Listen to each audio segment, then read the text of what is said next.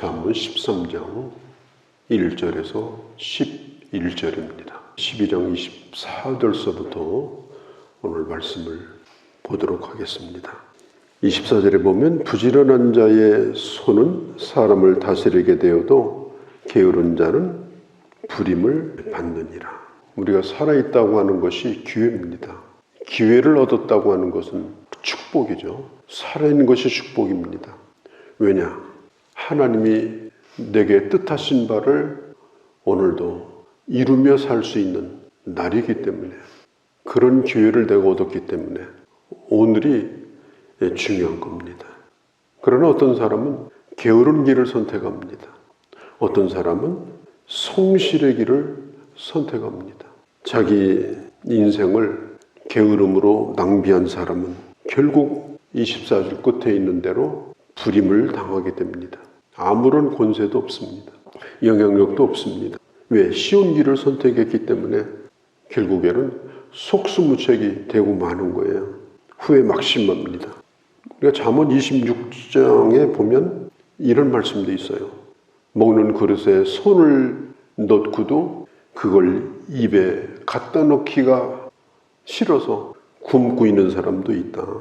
하나님이 내게 기회를 주셨는데 아무것도 하지 아니하고 그냥 했으면 좋겠다, 됐으면 좋겠다, 생각 속에 머물러 사는 거, 그렇게 살면 결국은 그렇게 된다는 거예요. 우리가 뭔가를 이루려면 시험을 봐야 돼요.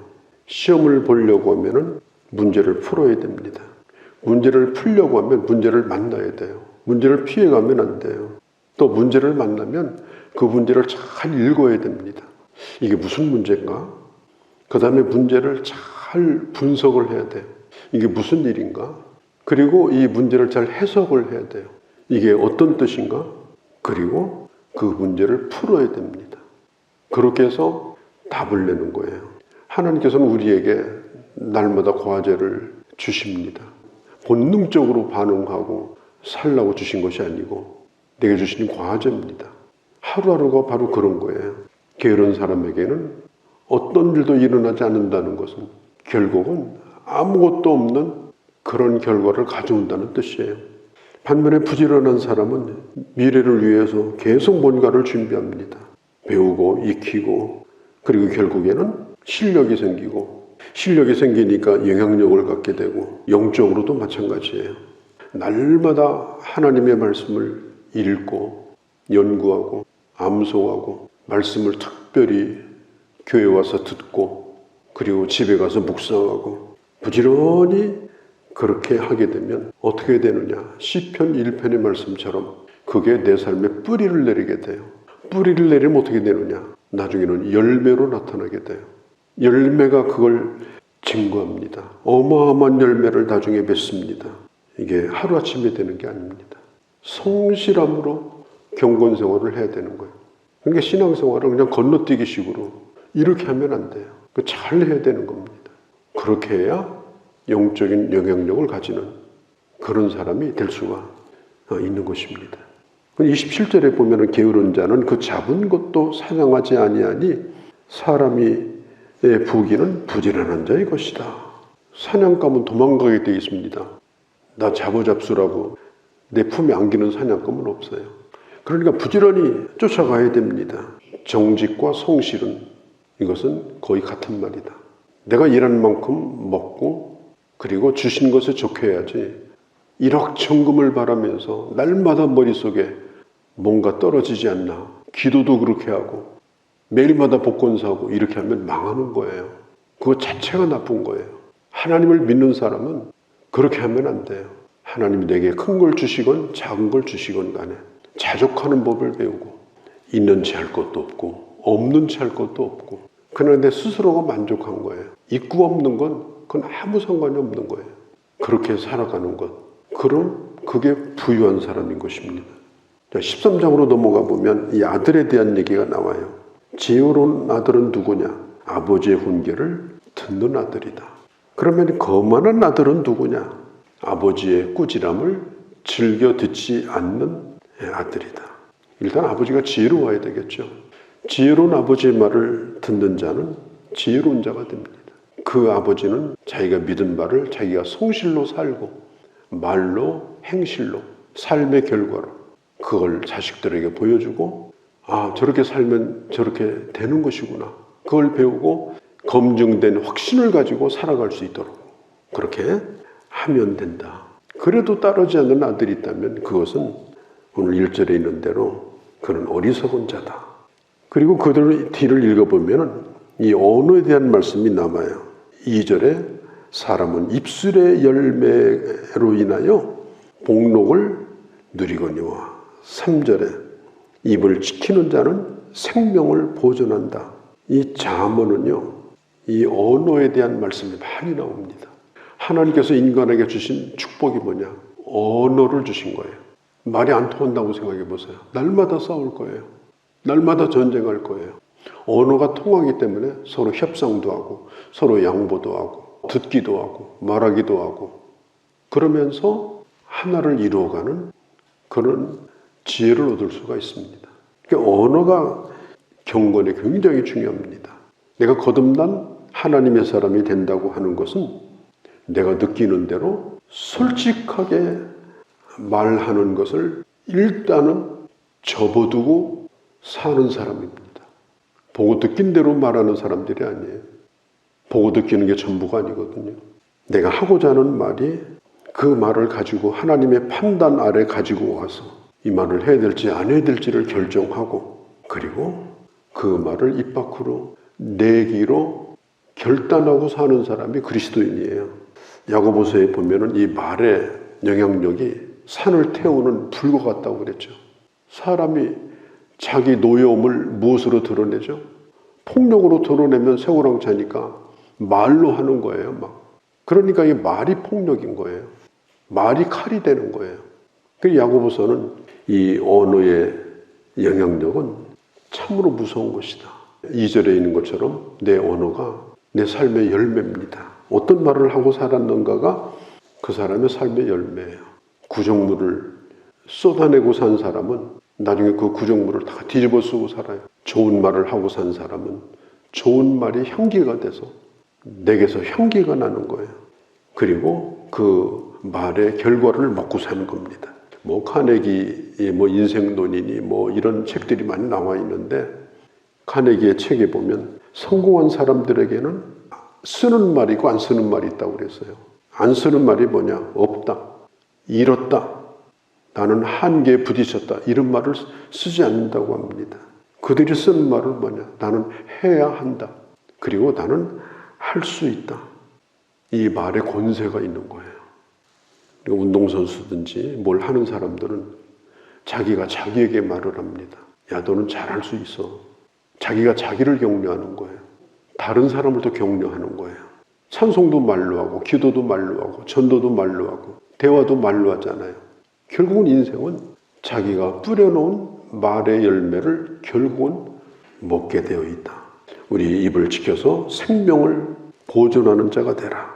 4절에 여기 게으름에 대한 얘기가 또 나옵니다. 게으른 자는 마음으로 원하여도 얻지 못하나 부지런한 자의 마음은 풍족하다. 게으른 자에게도 소원은 있다는 거예요. 소원만 있으면 안 된다. 세운 그 계획을 위해서 부지런히 성실로 살아야 된다. 하나님은 우리에게 하나님의 말씀이라고 하는 금광을 주신 거예요. 우리는 날마다 그걸 캐내서 날마다 새로운 은혜를 받고 살아가야 됩니다. 날마다 재활용품, 5년 전에 들었던 거, 10년 전에 들었던 거, 그게 맞는지 안 맞는지 기억이 가물가물한 거, 그런 걸 붙들고 그냥 견디려고 하면 신앙생활이 안 돼요. 오늘 받은 은혜, 오늘 주신 말씀, 오늘 깨닫고 오늘 회개하고 오늘 고칠 바를 고치고 그렇게 해서 중고품 다 갖다 버리고 날마다 새로운 은혜로 살아가면 정말 가치 있는 사람이 되는 겁니다. 경건생활이나 삶이나 다 똑같은 거예요. 어떻게 하다 보니까 세월만 갔다. 그러면 이거 안타까운 거죠. 신앙생활 한 지가 몇 년이 됐는데 우리가 영적인 욕심도 가지셔야 돼요. 하나님 앞에 잘하려고 해야 되는 겁니다. 7절에 보면 스스로 부한 채하여도 아무것도 없는 자가 있고 가난한 채하여도 재물이 많은 자가 있다. 잠언이 31장으로 되어 있거든요. 그런데 무려 24장이 재물에 대한 말씀이 나와 있습니다. 절수로 치면 68절이 재물에 대한 말씀이에요.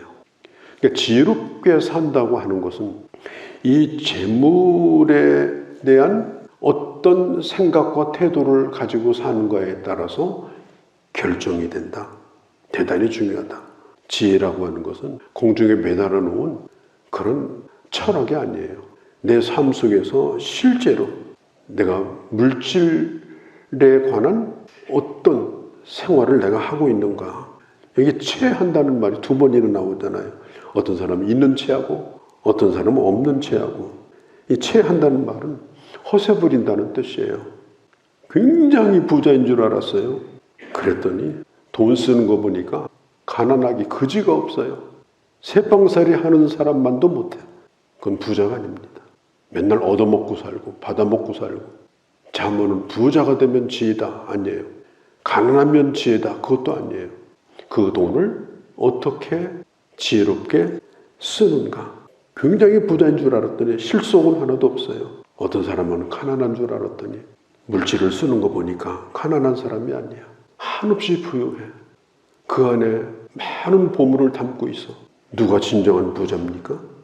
누가 진정으로 가진 자입니까? 우리가 하나님의 일을 하는 데 있어서나 다른 사람을 섬기는 일에 있어서 겉으로 나타난 것 그리고 나타나지 않는 모든 것들을 포함해서 우리는 내 스스로가 영적으로도 부자요 실제적으로도 부자와 같은 그런 삶을 살아야 되는 거예요. 내게 복을 주신 분이 내가 아닙니다. 하나님이 내게 복을 주셨기 때문에 그렇습니다. 그런 사람들이 나중에 영향력을 갖습니다. 우리가 나이를 이렇게 먹어보면 참 이렇게 베풀고 사는 것이 큰 재산이다 이런 생각을 해요.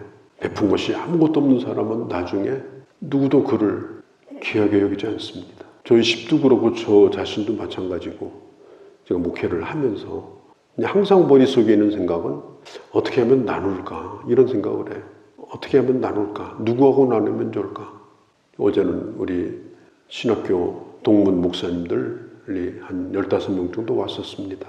코로나 때문에 얼굴도 못 보고 그래서 제가 주선해서 좀 모이자 그래서 모였는데 또 뭘 준비해가지고 또 섬겼습니다. 섬긴다고 하는 건 참 귀한 거예요. 내가 할 수 있는 최선을 다해서 섬기는 거. 그를 구제하는 것도 아니고 또 그를 불쌍히 여기는 것도 아니에요. 진심으로 그들을 존경하여 섬기는 거예요. 또 우리가 어디를 갔다 와도 뭐 조그만 것이라도 준비해서 또 사서 섬기고 또 나눠주고 그런 것들이 그걸 하나님이 기억하시고 사람이 기억하는 거예요. 그게 부자입니다. 섬기지 않는 사람은 부자가 아니에요. 너무나 가난하기 때문에 섬길 수가 없는 거예요. 그렇게 하면서 체하면서만 산다면 그렇게 하면 되겠냐. 이 구절은 제가 말씀을 묵상하면서 제가 깊이 저에게 깨달음을 준 말씀 가운데 하나입니다. 악인은 등불을 가지고 있고 의인은 빛을 가지고 있다고 합니다. 빛이 뭡니까? 햇빛이 빛입니다. 빛은 꺼지지 않습니다. 빛은 스스로 그 빛을 냅니다. 등불은 뭡니까? 기름을 가득 채워서 불을 피우는 게 등불입니다. 빛을 내는 사람은 그 빛이 꺼지지 않습니다. 그러나 등불을 켜고 있는 사람은 항상 바람이 불면 흔들립니다. 그 등불을 지키려고 애를 씁니다. 그러다가 어느 땐가 기름이 떨어지면 불도 꺼져버리게 됩니다. 이 세상의 사람들의 상당수의 자랑은 가진 걸 자랑합니다. 그러나 가진 것은 등불 하나 가지고 있는 것과 똑같습니다. 언젠가는 언젠가는 그 심지가 시커멓게 타고 말 겁니다. 중요한 것은 내 안에 빛을 가지고 사는 거예요. 지혜의 빛을 가지고. 내가 가진 것이 작다 하더라도 하나님이 주신 지혜를 가지고 하루하루를 성실히 살게 되면 그 빛은 결코 꺼지지 않는다. 하나님이 그 인생을 빛나게 하신다. 이게 바로 9절의 말씀입니다. 우리가 지혜로운 자로 산다고 하는 것. 그것은 그냥 허황된 형이상학적인 얘기가 아니고 우리 실제적인 삶 가운데서 구체적으로 어떻게 사는가. 우리의 말씨 하나도 내가 가지고 있는 적은 물질 하나도 그 모든 것은 지혜가 그것들을 빛나게 하고 나를 복되게 하고 세상을 복되게 만든다. 이런 하나님의 지혜로 충만한 그런 주의 자녀들이 되어주시기를 바랍니다. 오늘도 주의 말씀을 들었습니다. 지혜로운 자가 되어서 이 세상에 그냥 존재했다가 사라지는 것이 아니라 꺼지지 않는 빛이 되어서 아버지의 아름다운 열매로 가득 차서 많은 사람들을 살려내고 하나님의 부유함과 하나님의 아름다운 덕을 이 세상에 드러내고 멋지게 살아가는 귀한 주의 자녀들이 되게 하여 주시옵소서. 우리 주 예수님의 이름으로 기도하옵나이다. 아멘.